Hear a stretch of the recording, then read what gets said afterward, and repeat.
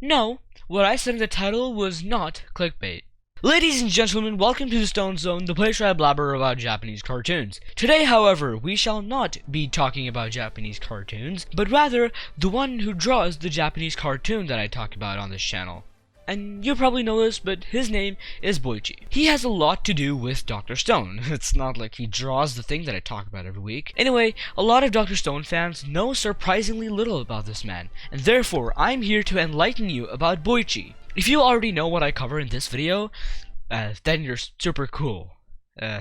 Also, sharks can live for up to 500 years, which is kinda insane, and you did not know that. But now you do, and that's because of me. So, you have to pay back by liking the channel and subscribing the video. What? When Boichi was young, he never had enough paper. He started drawing at a really young age. We're talking at the age of 5. So since there wasn't enough paper in the house, he would wake up, run straight to the calendar, and wait. He would wait for his mom to rip the page off the calendar so that he could use it to draw. How do I know this? It's in the author's notes of volume 3. So the first thing I need to address about Boichi is his real name. Mu-jik Park is his real name, and Boichi is just a pen name. Boichi is just easier to say and is a much more known name, so that's what we'll be calling him for this video.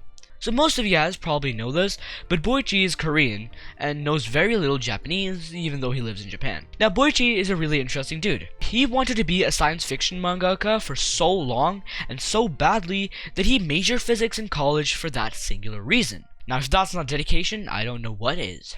Until now, he's released 2 science fiction one-shots. One is called Hotel, and the second is called Present. He's currently 49 years old, and he wrote his first manga back in 2004, being Space Chef Caesar, which means he wrote his first manga when he was 31. But now you might be wondering about what he did all those years in between.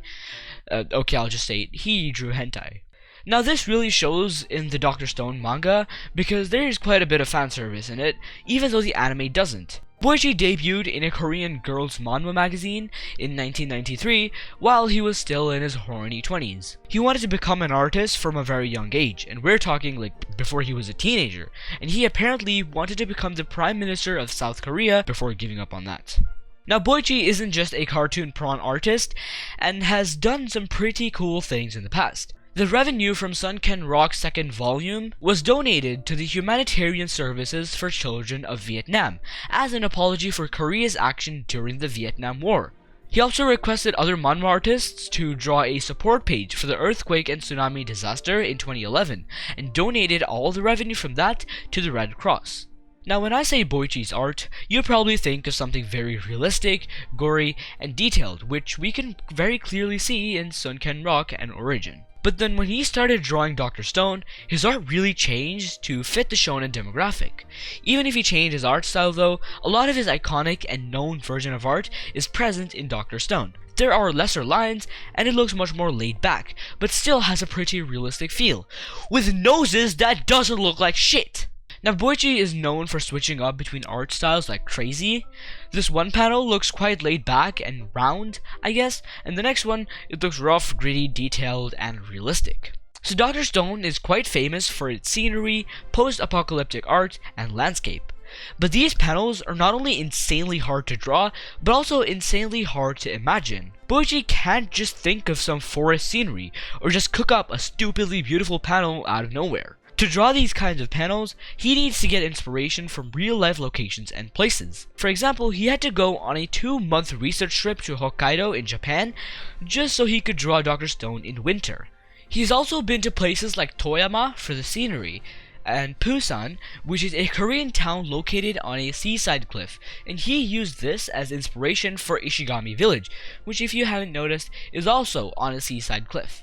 Even though these are reference photos and not directly incorporated into the series, it really shows how much work and research is put simply to draw Dr. Stone, let alone writing the story.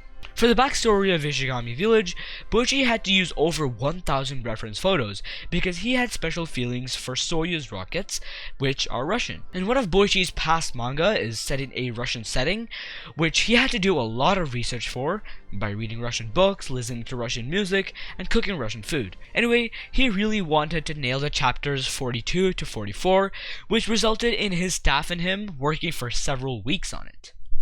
I spent a shit ton of time on research for this video, going from reading Boichi's Wikipedia page about 5 times, starting to read Sunken Rock, reading all the editor's notes, which fortunately was on the Wikipedia page, and watching about 15 videos made by Boichi.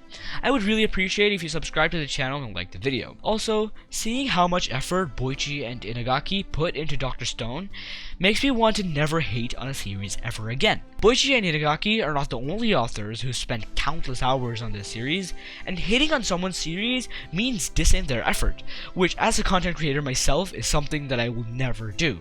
And this goes for you too. I know you guys won't do this, but please don't disrespect other people's series or work, even if you despise it, because they probably skipped out on jacking off for months. Okay, bye.